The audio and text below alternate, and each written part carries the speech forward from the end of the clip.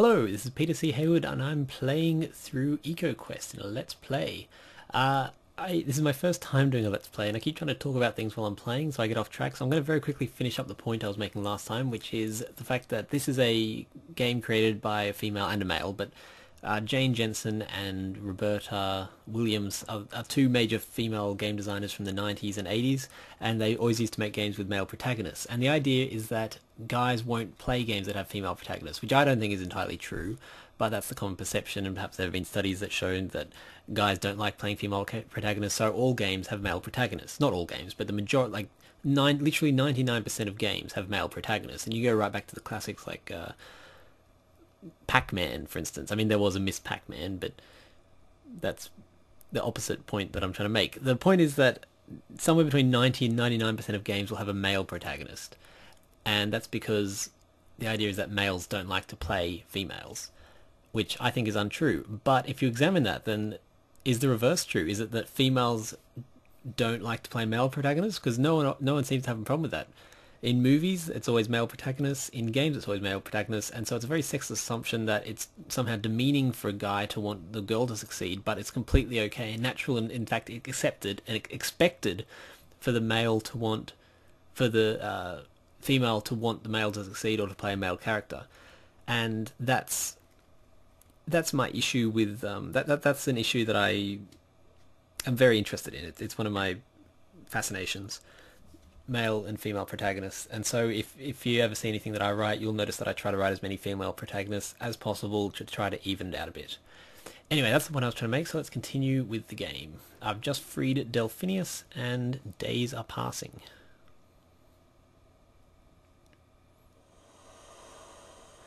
There we go. Adam is sitting on the boardwalk. A familiar figure appears. No way. It's like the game has a plot.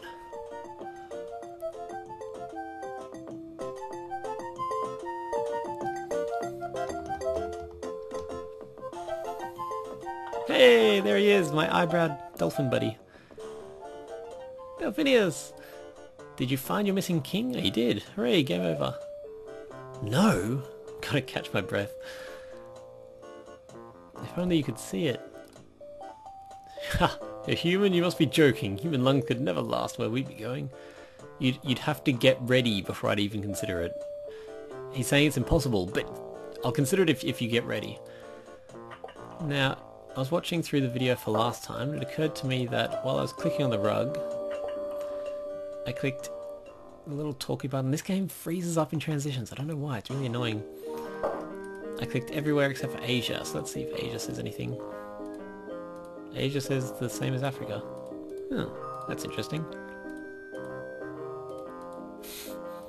Okay, so apparently there's South America. I called that South Africa last time. There's America, South America, Europe, Australia, and Africa/Asia. They're all just kind of one big area.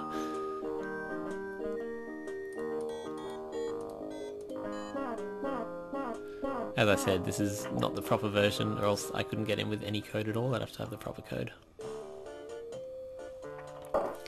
Look at this. I'm not even left the building yet. I'm already up to 127 points. I'm well on the way to getting the 600, 700 that I want.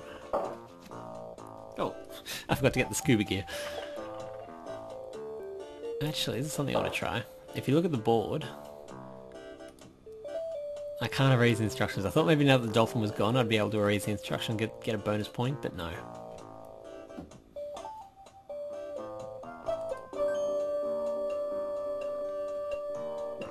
That yellow thing looks like a wig. How are we talking to each other? We're not even near.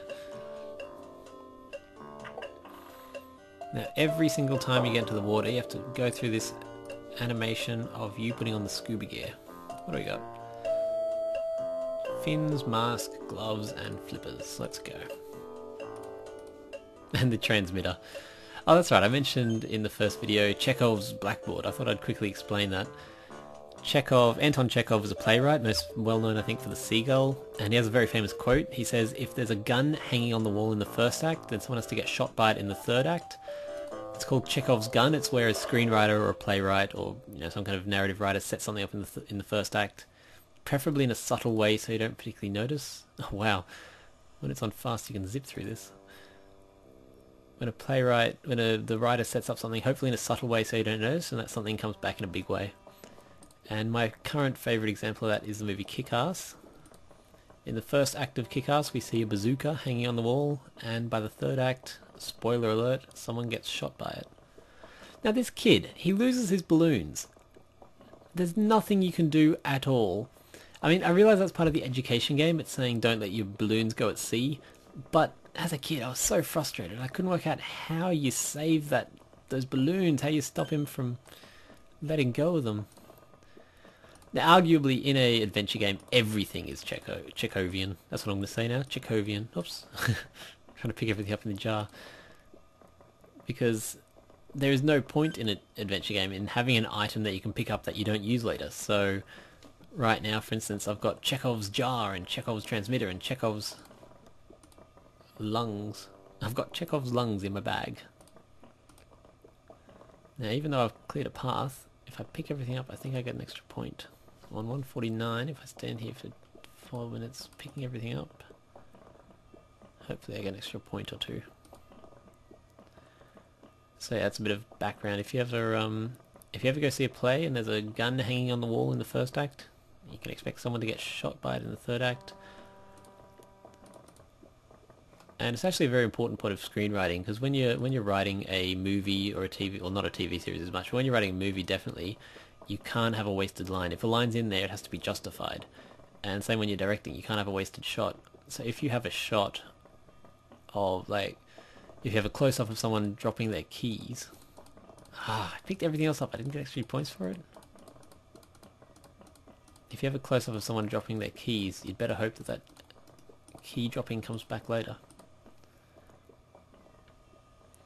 But in its purest form, it's known as Chekhov's gun.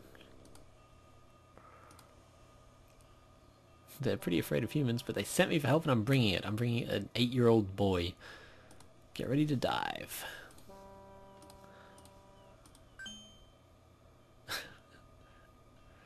I love it when the game gives you points for stuff that you have to do to succeed. Like, there's literally no way of getting underwater unless you put your lungs on, but I still get points for it.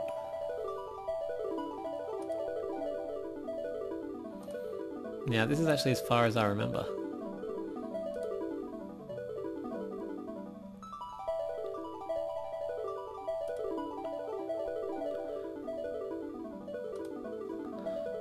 I have to lead. I can follow if you lead. Okay, I've never been here. So I'll lead the way anyway. This is as far as I remember. Anything past here is not something I might save, because it seems kind of dangerous.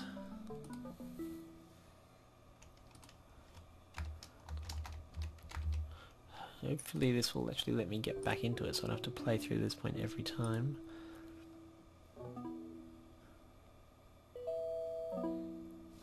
Let's go this way. This is as far as I remember. As a kid, I've played those first few levels over and over and over and over, but beyond that, I don't really remember what to do. Can I get through? Maybe up?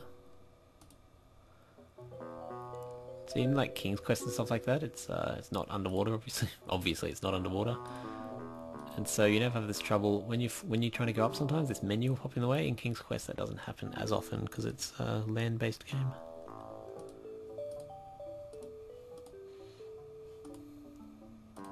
Where am I to go? This is not helpful. Maybe down here. Aha! Success, hopefully. Alright! Yes! I remember this shot. Illyria.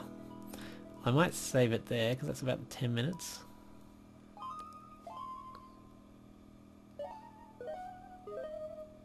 Hello, can I save? So this has been Let's Play Ecoquest. I'll be at the Fish Apartments if you need me. The Fish Apartments. It's like if humans had a block called the People Apartments, or the Human Apartments, or the... I guess fish versus mammals, so it'd be the Anglo-Saxon apartments, the white apartments. I'm not saying that different races are different species, that's very racist. Anyway, this has been Let's Play. I'm Peter Hayward, and I'll see you next time.